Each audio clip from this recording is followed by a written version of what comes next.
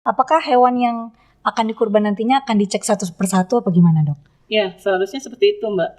Jadi kami menyarankan memang kepada para yang ingin kurban ya, masyarakat yang ingin berkurban, belilah ternak atau hewan kurban yang sudah memiliki sertifikat kesehatan hewan. Oke, berarti memang setiap hewan itu udah ada sertifikat kesehatannya? Iya, itu biasanya diberikan oleh petugas-petugas kabupaten kota, Pak. Dinas Peternakan dan Kesehatan Hewan Kabupaten Kota. Assalamualaikum warahmatullahi wabarakatuh. Halo, apa kabar Sobat Diskominfotik Provinsi Riau sekalian? Semoga selalu sehat ya di masa pandemik ini. Pastinya selalu jaga kesehatan dengan selalu mematuhi protokol kesehatan tentunya. Nah, kembali lagi di YouTube channel Diskominfotik Provinsi Riau dalam podcast Diskominfotik Provinsi Riau. Kali ini Yolan sedang berada di studio Radio Soleram Diskominfotik Provinsi Riau. Nah, sebelumnya seperti biasa podcast ini sudah sesuai dengan protokol kesehatan ya teman-teman. Sudah melaksanakan vaksin dan menjaga kesehatan kita masing-masing tentunya. Nah, karena episode kali ini kita akan membahas penyakit mulut dan kuku pada hewan ternak. Apalagi sekarang mau memasuki bulan Idul Adha nih. Nah, Yolan sudah kedatangan tamu spesial nih di samping Yolan. Yaitu ada Ibu Dokter Hewan Faralinda selaku Kabid Kesehatan Hewan Dinas Kesehatan Provinsi Riau. Apa kabar, Dokter? Baik, Mbak. Baik, alhamdulillah. Sehat ya, Dok? Sehat. Pagi semuanya. Nah, di awal langsung aja Yolan bertanya nih ya, Dok. Penyakit mulut dan kuku ini atau PMK ini, Dok, pada hewan ternak khususnya sapi, kerbau, kambing, ini mulai merebak apalagi udah termasuk juga di provinsi kita tercinta ini ya, Dok ya. Nah, di mana sih, Dok, bermula penularan PMK ini, Dok, sekarang ini? Penularan di Provinsi Riau mungkin ya, bisa benar. Kita jelaskan ya.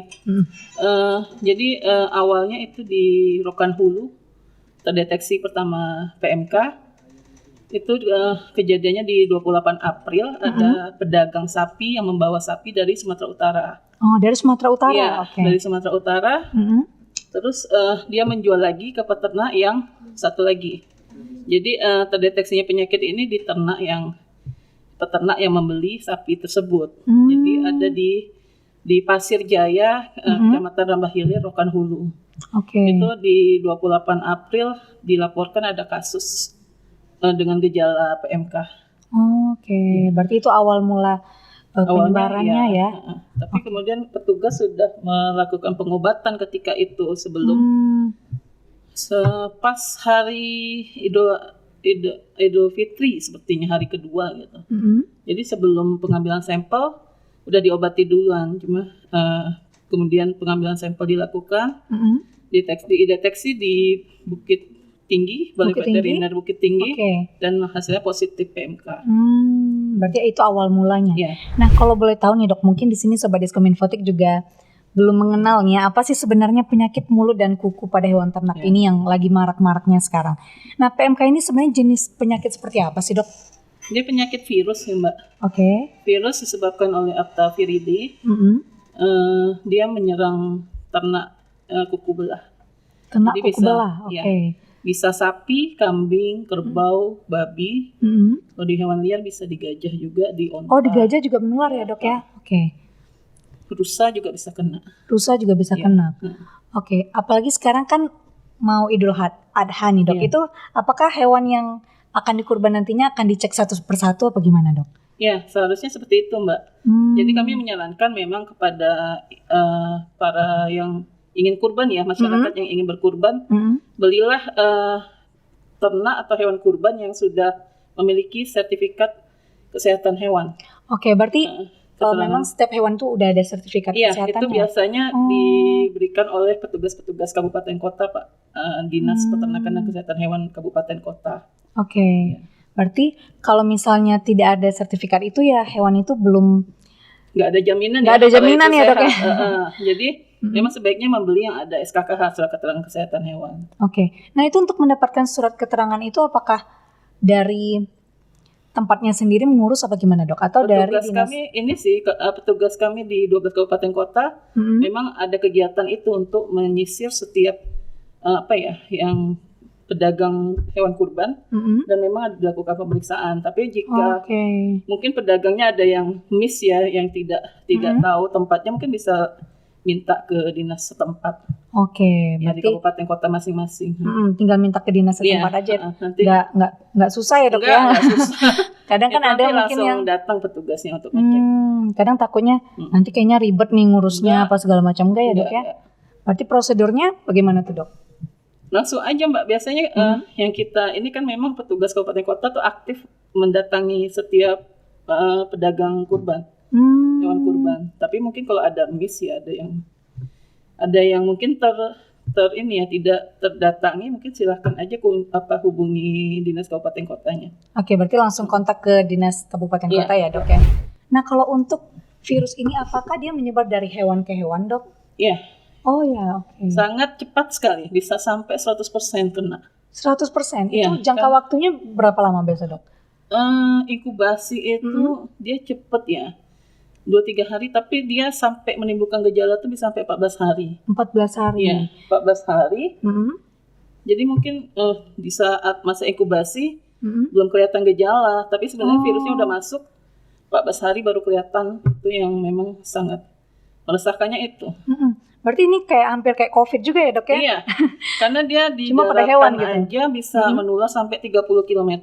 30 km? Iya, sedangkan kalau di lautan itu katanya bisa sampai 300 km Mbak. Oke, lebih jauh lagi. Makanya ini memang sangat meresahkan itu sih. Penularannya sangat cepat dan itu bisa, sakit infeksinya itu bisa sampai 100% populasi kena. 100%? Kena. Iya. Oke. Morbiditas ya kita bilangnya, angka kesakitan itu bisa sampai 100%. Oke, berarti sebahaya itu ya dok ya? Walaupun memang kematian 5-10% saja.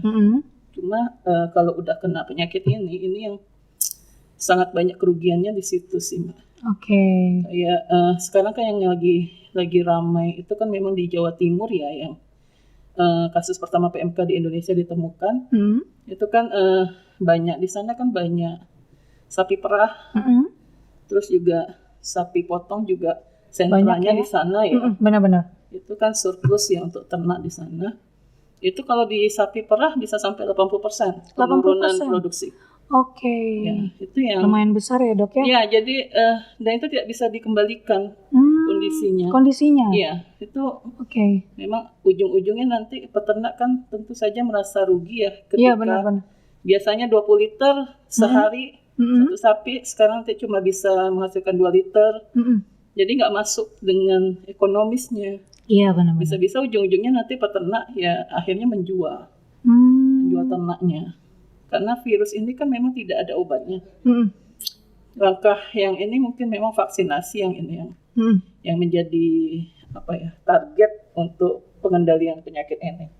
Oke, berarti ada vaksinasinya ya dok ya. Nah itu apakah sama nih kayak manusia dok, ada vaksin 1, vaksin 2 gitu dok? Iya, kalau vaksin PMK itu boosternya 6 bulan. Oh 6 bulan. Jadi vaksin pertama terus keduanya 6 bulan kemudian. Dan itu dilakukan 3 tahun berturut-turut. 3 tahun berturut-turut? Iya, untuk pembebasan. Setiap 6 bulan? Iya, setiap 6 bulan.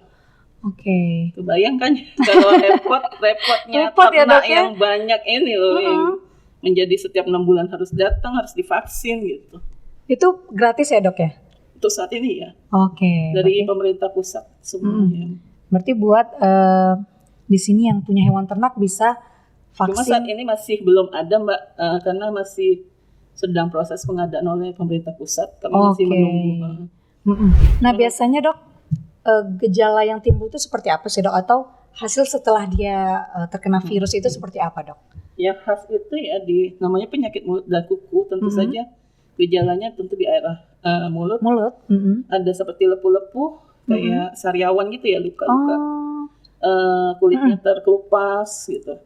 Terus hipersalivasi, air liur yang berlebihan.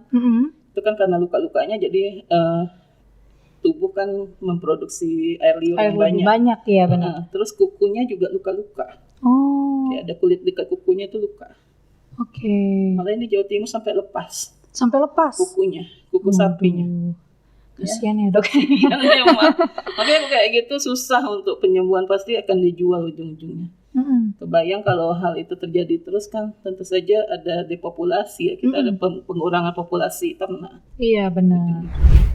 Nah kalau untuk hewan peliharaan itu ada terkena nggak dok? Seperti kucing, anjing? Enggak sih. Oh enggak ya. Berarti memang kebanyakan seperti kerbau ya dok ya? Ya dia ternak dengan kuku belah hewan. Nah kalau untuk penularan ke manusia nih dok, ada nggak dok sejauh ini? Penyakit PMK ini bukan penyakit zoonosis ya. Kalau zoonosis itu bisa penyakit ditularkan dari hewan ke manusia. Dia bukan salah satu penyakit zoonosis, jadi aman saja untuk mengkonsumsi daging atau produk susu misalnya dari hewan yang terkena PMK, tapi tentu saja harus dimasak secara matang. Oke, berarti penularannya tidak zoonosis tadi ya dok ya? Jadi kalau zoonosis itu dia bisa dari menular dari hewan atau produk hewan ke manusia. Ke manusia. Jadi ini cuma dari hewan ke hewan ya dia dok dari ya? Hewan ke hewan. Oke, nah sudah sejauh mana sih dok penyebaran penyakit ini di Riau? Mungkin sudah berapa kabupaten atau kota, apa udah didata apa belum nih dok? Sudah ada pendataan. Saat ini masih 5 kabupaten. Terakhir ada tambahan 1 di Inhu. 5 itu pertama di Rokan Hulu, sebentar. Rokan Hulu. Ada datanya, kalau ada nggak apa-apa. Ada datanya. Takut salah ya kan. Rokan Hulu, Siak, Inhil, Bengkalis, Kampar. Itu 5 yang kemarin. Terakhir sore ada tambahan dari Indragiri Hulu. Oh, baru ada tambahan lagi ya dok ya? Ada hasil labnya sudah keluar, jadi bisa dipastikan itu memang PMK. Karena kalau dari gejala klinis aja kita nggak bisa menyimpulkan dok. Tetap aja kita harus mengambil sampel dan kirim ke lab. Nah itu biasanya butuh proses berapa lama dok untuk menyatakan bahwa positif nih terkena gitu? Cepet sih mbak. Kalau lab misalnya hari ini dikirim, besok tuh sudah sampai dan langsung diperiksa pagi. Biasanya siang atau sore kita udah dapat hasilnya. Cepat ya dok ya? Karena pakai PCR aja sih. Jangan kira kayak butuh 2-3 hari untuk enggak ya? Mungkin butuh waktu untuk pengiriman karena ke Bukit Tinggi ya, dari lokasi kita. Oke, berarti sejauh ini ke Bukit Tinggi ya ini ya? Di kita belum ada?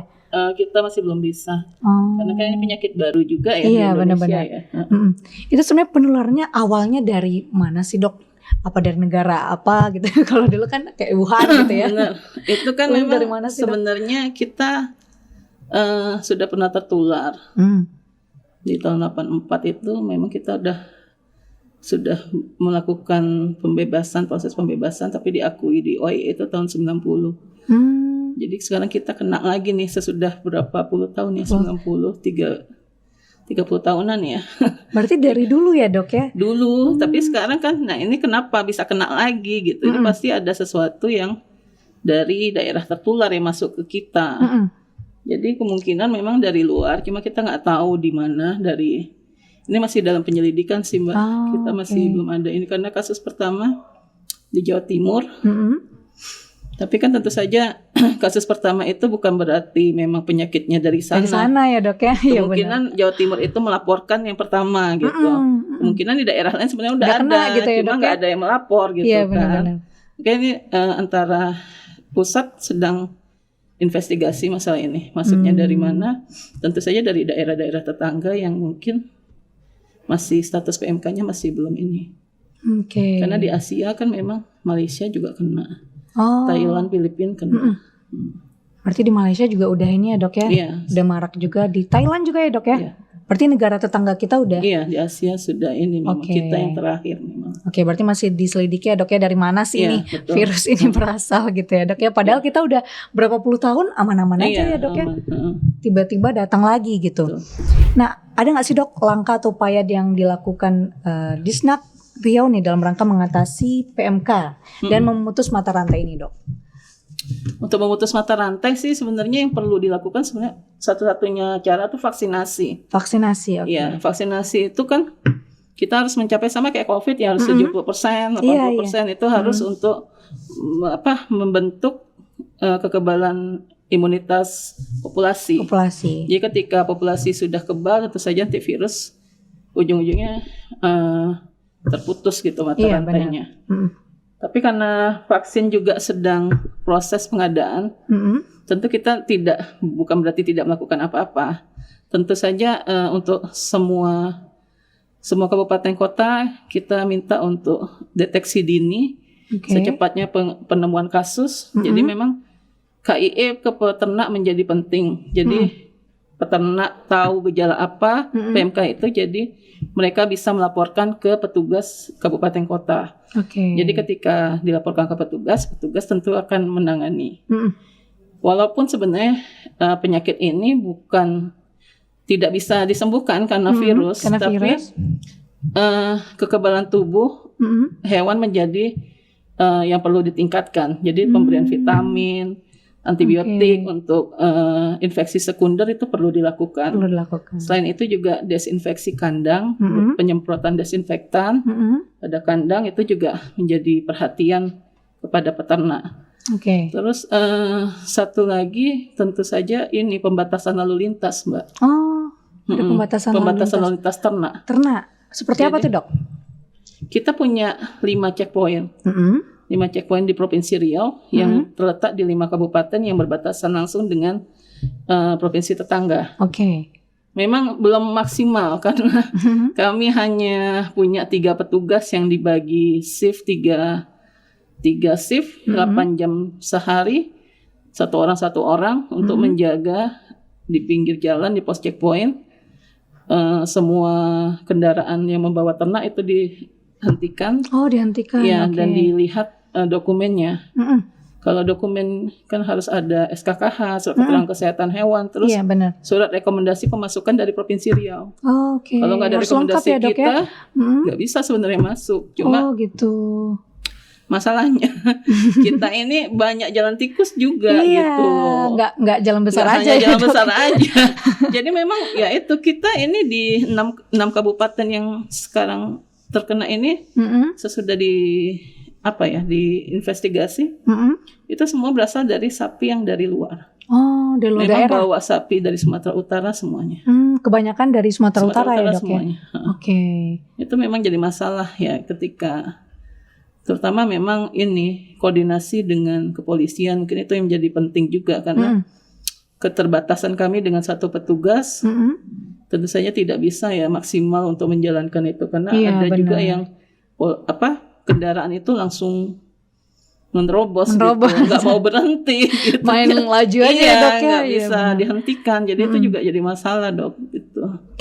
Berarti udah ada 5 poin ya, Dok, ya, yang maksudnya untuk memeriksa, berarti koordinasi sama kepolisian juga ya, Dok, ya. Itu menjadi penting juga. Tapi ternyata ya mungkin nggak semua yang lolos, nggak semua yang bisa ini ya, Dok, ya. Betul. Diberhentikan kadang gitu. Diusir, disuruh kembali gitu, tapi ke daerah asal nanti dia balik lagi. Dia nunggu sampai malam.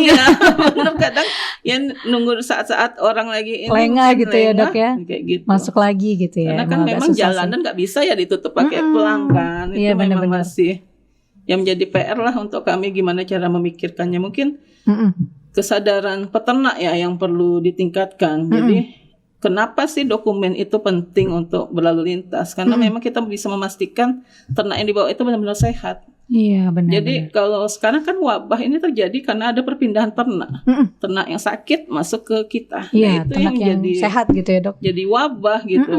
Kan yang rugi kita sendiri sebenarnya. Iya, benar. Jadi mungkin peternak memang kalau membeli ya pastikan kalau memang sesuai dengan prosedur lah ya. Ada SKKH, ada surat rekomendasi pemasukan. Itu yang penting. Jadi harus ada SKKH ya, Dok, ya, sama surat rekomendasi pemasukan. Karena ini juga berdampak bagi peternak lainnya ya, Dok, bagi ya. Peternak kita yang di lokasi yang kena gitu. Nah, karena kasusnya kayak gini ya, Dok, ya, maksudnya masih banyak yang bisa dibilang agak nakal ya, Dok, ya. Nah, itu apakah ada misalnya sidak ke peternak gitu, Dok? Ada nggak sih, Dok?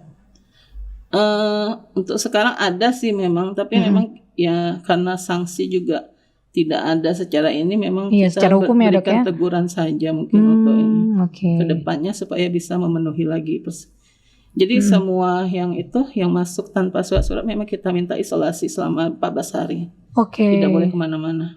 Berarti memang harus isolasi ya, Dok, ya? Hampir sama COVID yang Sama. semalam ya dok ya. Sama, karantina ya judul. Karantina. Ternyata hewan harus karantina juga ya dok ya. Benar.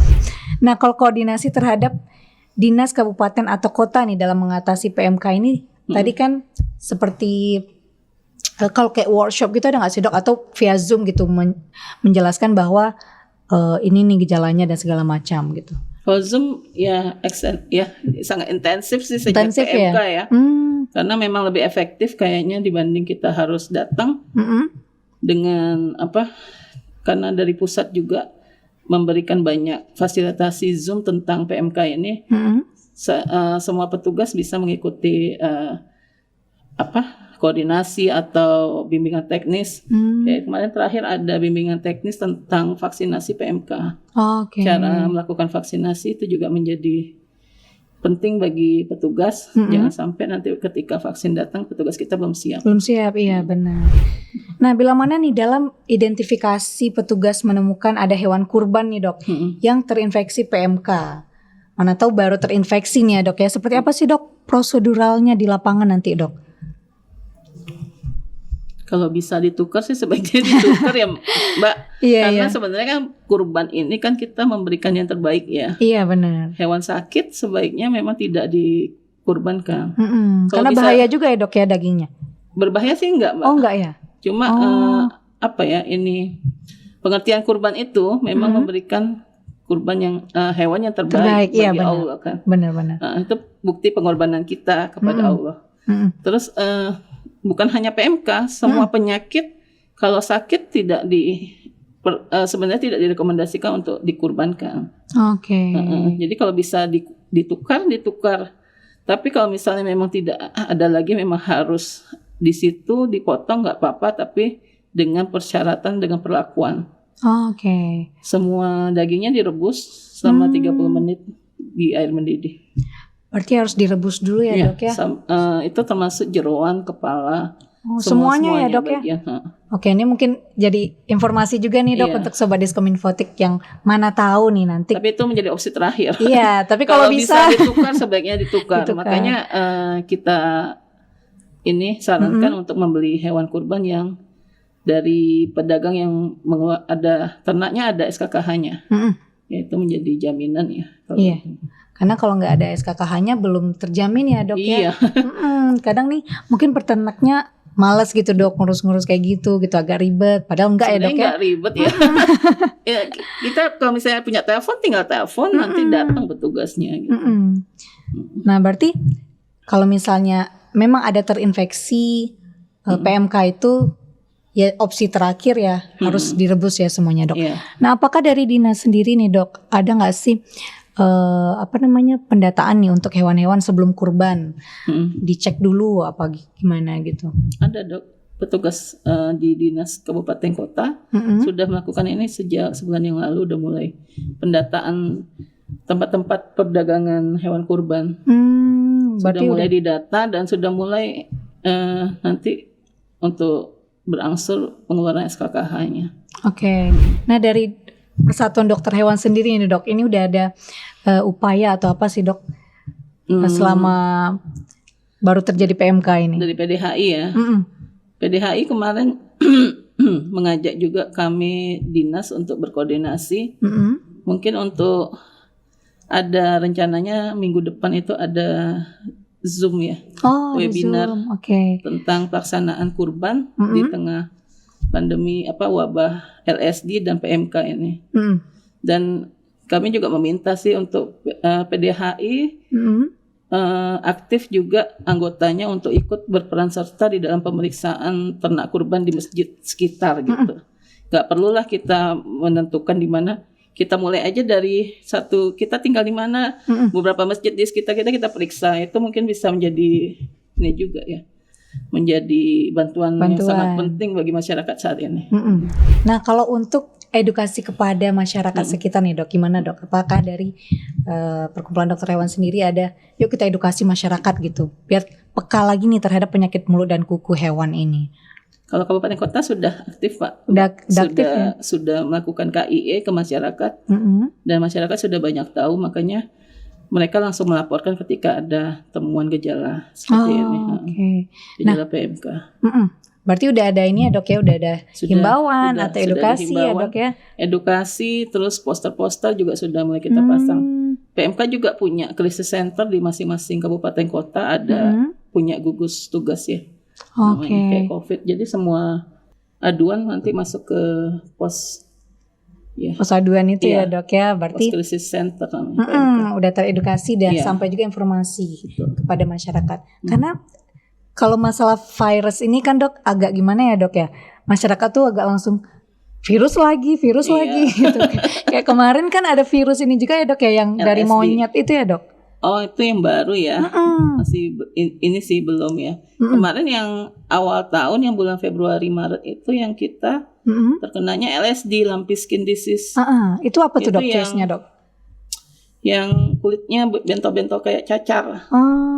Itu juga penyakit yang baru di Indonesia. Yang pertama dilaporkannya di Riau gitu. Kita yang mendeteksi kok ada penyakit ini gitu ya.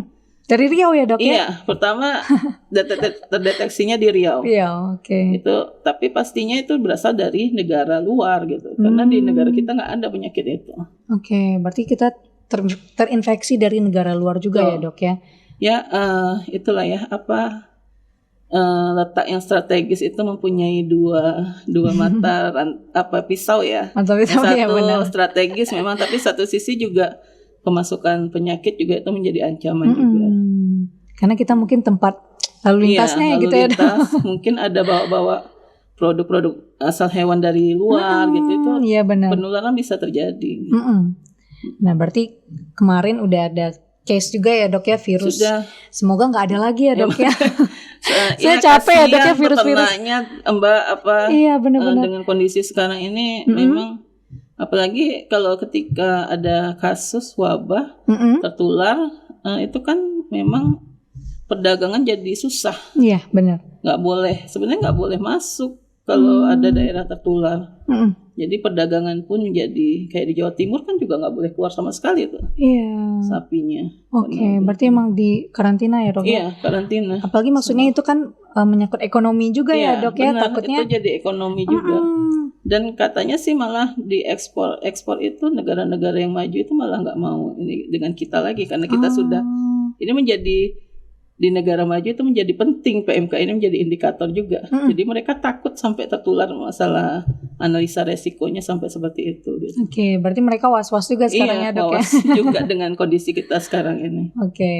Semoga selanjutnya nggak ada lagi virus-virus ya dok ya. Iya, semoga ini juga cepat.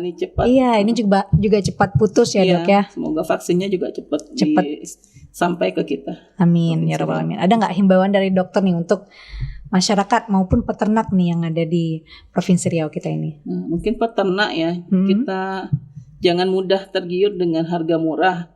Karena biasanya kalau udah satu provinsi yang kena, itu nanti mereka pasti akan berusaha menjual sapi-sapinya. Dia takut mati atau apa kan, jual-jualin dengan harga murah. Gitu. Iya benar-benar. Gitu. Dan saya interview di Rokan Hulu itu, Rokan Hilir juga. Proses pembelian ternak tuh hanya ini COD aja, telepon-teleponan online ya? Gitu. Udah itu kayak kan ini. jadi susah ya, maksudnya gitu. Kayak gitu kita nggak bisa memastikan. Terus sehat apa enggaknya kalau cuma lewat dari video atau gambar kan kita nggak bisa ini ya, nggak bisa lihat langsung. Terus dokumen-dokumennya juga nggak ada, itu juga jadi perhatian. Kalau bisa jangan sampai membeli ternak seperti itu gitu. Iya benar, harus lebih teliti lagi. Karena nanti ujung-ujungnya kita juga yang rugi, karena kita memasukkan ternak baru yang berpenyakit, ternak kita yang lama di kandang yang jadi tertular. Iya benar. Itu yang menjadi, dan tentu saja populasi sekitar juga menjadi tertular juga. Karena gara-gara satu nanti kena semua ya dok ya. Lebih baik. Karena PMK ini bisa 100% karena 100%. Lewat udara ya bisa. Sangat cepat penularannya, itu yang menjadi kekhawatiran pemerintah saat ini. Nah apalagi kalau misalnya ini dok, kalau hewan ternaknya melahirkan ya atau punya anak itu tertular lagi dok? Tertular.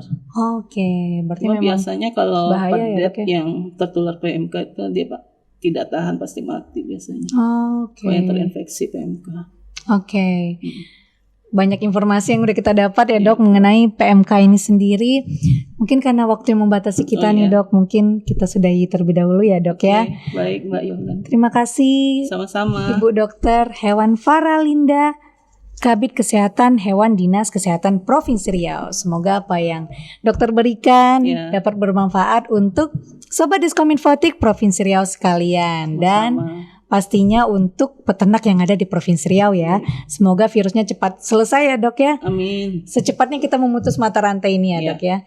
Terima kasih dokter. Sama-sama Mbak. Saksikan terus podcast Diskominfotik Provinsi Riau. Jangan lupa like, comment, share, dan subscribe YouTube channel Diskominfotik Provinsi Riau sekarang juga ya. Terima kasih, saya Yolanda Marda Yahya, pamit undur diri. Sampai jumpa. Wassalamualaikum warahmatullahi wabarakatuh.